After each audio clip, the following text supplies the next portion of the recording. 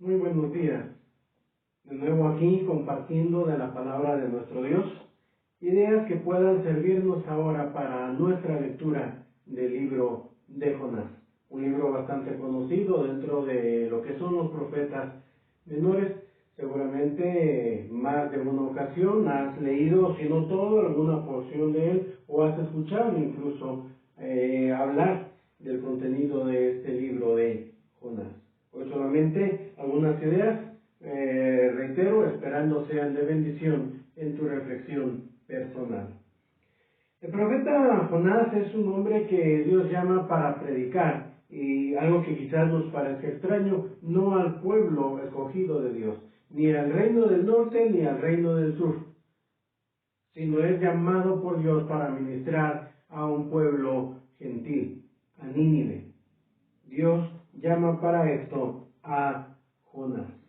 Y dentro de Jonás, si lo vemos con una perspectiva histórica, y dividimos entonces por episodios, podemos ver en Jonás 4 partes diferentes. El primer capítulo es el llamamiento de Jonás y su decisión de no obedecer a Dios, sino ir en lugar de Nínive, ir hacia Tarsis. En el capítulo 2 encontramos a Jonás cuando en su ida a Tarsis se levanta una gran tormenta en el mar y entonces es arrojado al mar, es tragado por un gran pez. Y en el capítulo 2 encontramos la oración de Jonás cuando está allí en el pez, allí en el mar.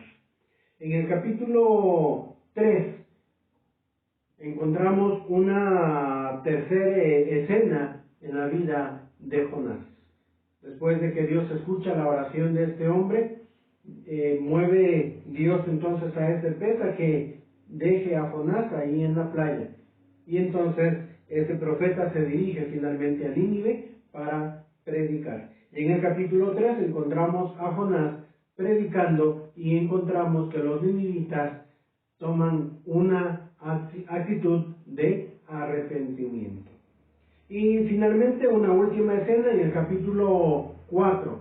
Encontramos a un Jonás enojado, sentado a las afueras de la ciudad de Nínive, a la expectativa de qué va a suceder con esta ciudad, de acuerdo al mensaje que Dios le había indicado comunicar a este pueblo. Entonces, 4 escenas diferentes, 4 partes, si vemos en una perspectiva de los episodios históricos que presenta ese profeta en su propia vida. Cada una de esas partes tienen varias ideas muy importantes que mencionar. No voy a abundar, solamente mencionaré algunas que espero puedan llevarte a una mayor reflexión todavía en la lectura de la palabra. Una de las cosas que llama mucho la atención es que Dios llama a Jonás para predicar a Nínive. Lo vemos en la perspectiva de la ubicación de Palestina, de lo que es todo el territorio del pueblo de Israel.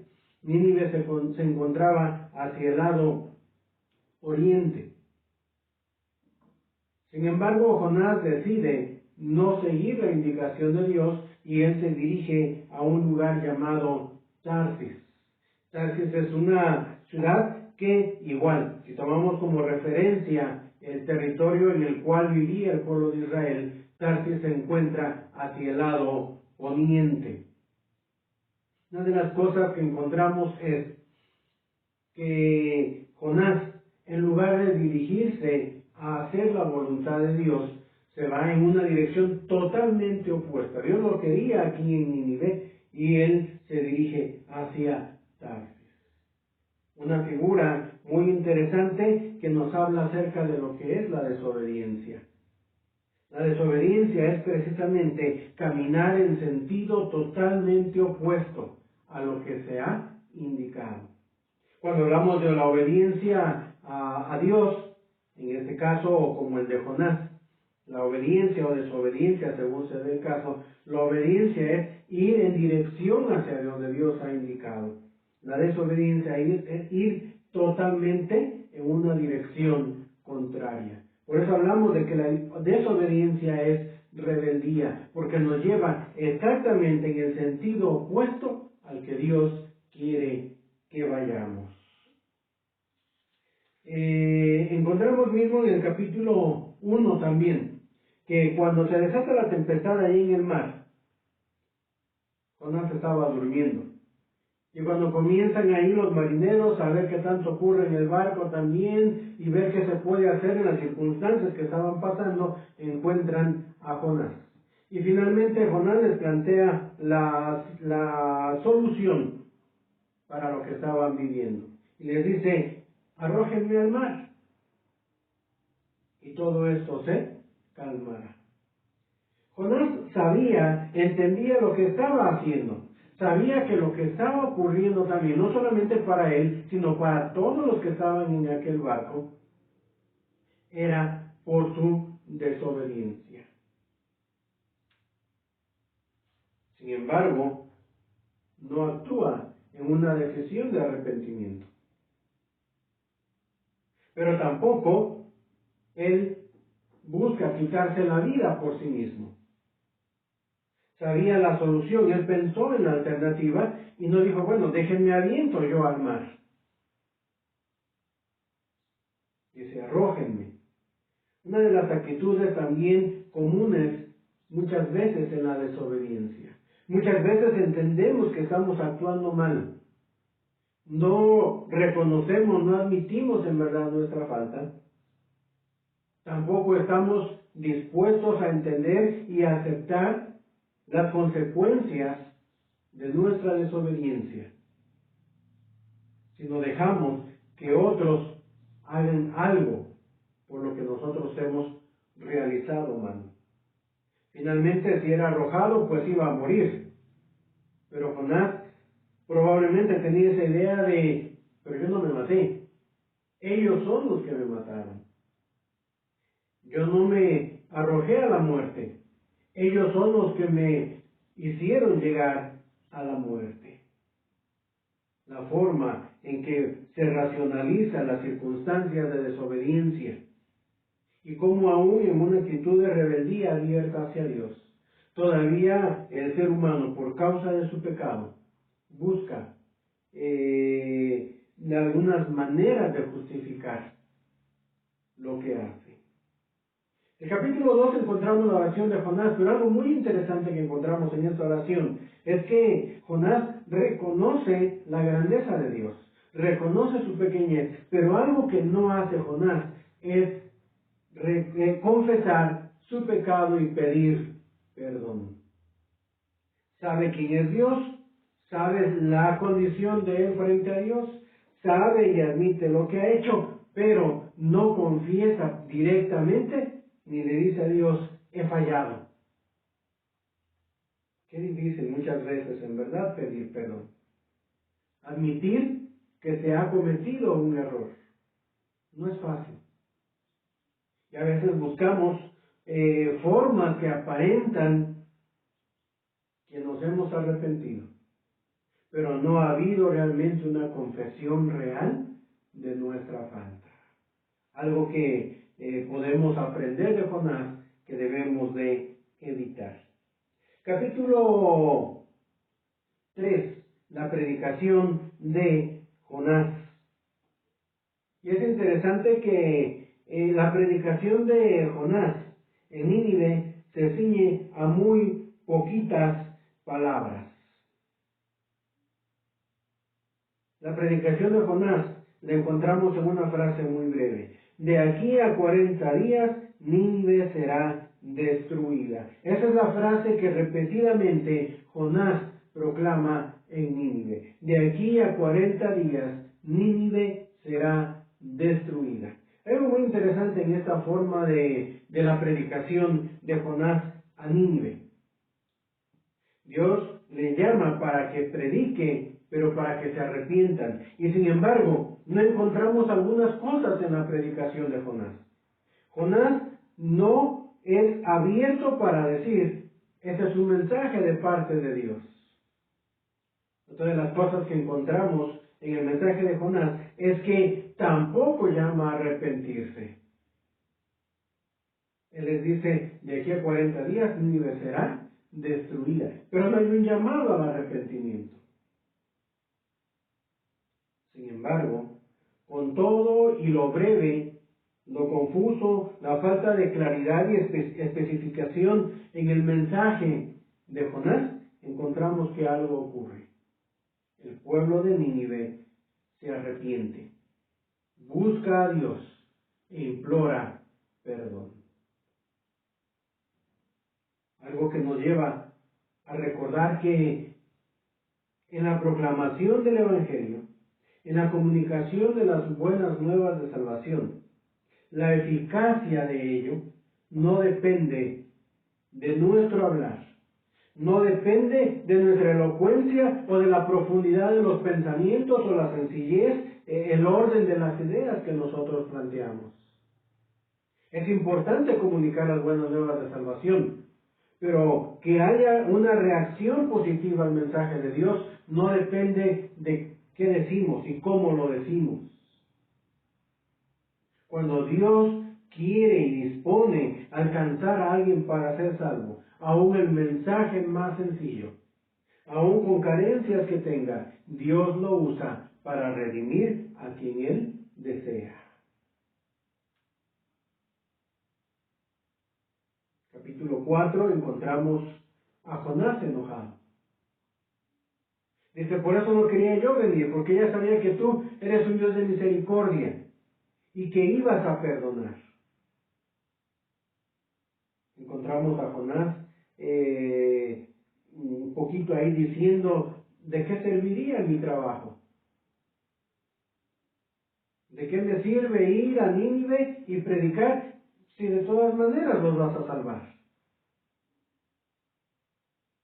Pareciera ser también, quizás el pensamiento de muchos hoy día, cuando hablamos de una de las partes de las doctrinas de la gracia, que es la predestinación.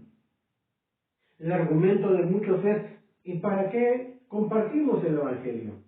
Si finalmente Dios ha escogido quienes van a ser salvos y los va a salvar. Algo similar parece la manera de pensar de Jonás en este capítulo 4 cuando dialoga con Dios. Todo el libro de Jonás nos muestra a una persona poco sensible hacia aquellos quienes le rodean. Dios lo llama, ve a predicar a Nínive. No le preocupan tanto los ninivitas. Quizás, como algunos han argumentado, haya pensado él, no son del pueblo escogido de Dios. Son extranjeros, son gentiles. Y de todas maneras, Dios los va a redimir, aunque sean gentiles, ¿para qué voy? No hay mucha sensibilidad en el corazón de Jonás hacia los ninivitas. Cuando se da el evento allí de la tempestad en Altamac, como ya hemos mencionado, él les dice a los marineros, arrójenme al mar. Él no quiere cargar con un motivo de conciencia de decir, yo me lancé a la muerte. Pero no le preocupa que aquellos marineros tuvieran que cargar en su conciencia con la vida de una persona. Cuando llega a Nínive y predica el Evangelio, lo predica en muy poquitas palabras, pero el asunto no es la cantidad de palabras, sino que es un mensaje no claro, no completo, de acuerdo a lo que Dios quería que él comunicara a los ninivitas. No hay sensibilidad en el corazón de Jonás para presentar un mensaje más íntegro, más completo, más claro, que pueda tener más posibilidad de tocar el corazón y la mente de los de Nínive. Capítulo 4 lo encontramos en las afueras de la ciudad, sentado allí para observar, anhelando ver la destrucción de Nínive. Encontramos a lo largo de todo el libro de Jonás una persona poco sensible hacia aquellos que le rodean. Con todas estas ideas, solamente quisiera concluir con dos de ellas de manera muy importante, para que pudiéramos pensar y analizar y ver también un poquito de nuestra vida en el presente. Si tú has creído en Jesucristo como tu Salvador, también estás llamado ahora, como Jonás, a predicarle a los que aún no le conocen y se encuentran en pecado. Pero Dios espera que lo hagas con una actitud de sensibilidad, con una actitud de amor por aquel que está perdido en su pecado. Valdría la pena pensar, ¿realmente amo a los que están viviendo en pecado? ¿Me preocupa su condición? ¿Soy sensible a lo que les espera en la eternidad? ¿Soy sensible frente a su necesidad de relación con Dios y entonces actúo para predicar el Evangelio? ¿Soy sensible para moverme a hacer lo que Dios demanda de mí? ¿Soy sensible para transmitir un mensaje dentro de mis capacidades, de mis conocimientos, para transmitir un mensaje lo más claro y completo posible de lo que es el plan de salvación? Cumplamos la tarea a la cual Dios nos ha llamado, pero hagámoslo con corazones sensibles a la profunda necesidad espiritual de aquel que vive sin Dios. La segunda idea importante es que, independientemente, siempre como humanos vamos a tener quizás alguna falla en nuestra manera de presentar el Evangelio. No somos perfectos. Sin embargo, así como hubo deficiencias en el mensaje que presentó Jonás, aún así Dios lo usó. No es que digas y cómo lo digas. Dentro de tu experiencia, dentro de tu caminar con Dios, dentro de lo que es tu comprensión del amor de Dios y del plan para la salvación, comunícalo. Eso que tú digas.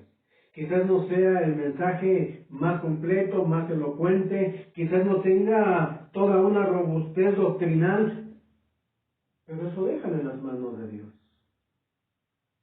Cuando Él ha destinado a alcanzar a alguien, Él usará lo que tú compartas para poder redimir al que está en pecado. Corazones sensibles, comunicando el Evangelio, es lo más esencial que Dios necesita de ti y de mí para poder llegar a otros y alcanzarlos en medio de su mandato. Que leer Jonás nos lleve entonces a ser portavoces del mensaje de salvación donde quiera que vayamos. Lo hagamos confiando en la obra de Dios por sobre todas las cosas. Gracias te damos, Padre, por tu palabra. Que la verdad de ella nos anime a hablar de ti, a compartir las buenas nuevas de salvación, a advertir al que está en pecado del gran peligro en que se encuentra por la rebeldía en que vive hacia ti. Toma nuestras vidas y úsanos, Señor, para tu gloria y para poder ser de bendición. Te lo imploramos en el nombre de Cristo Jesús. Amén. Que Dios te conceda un bendecido día.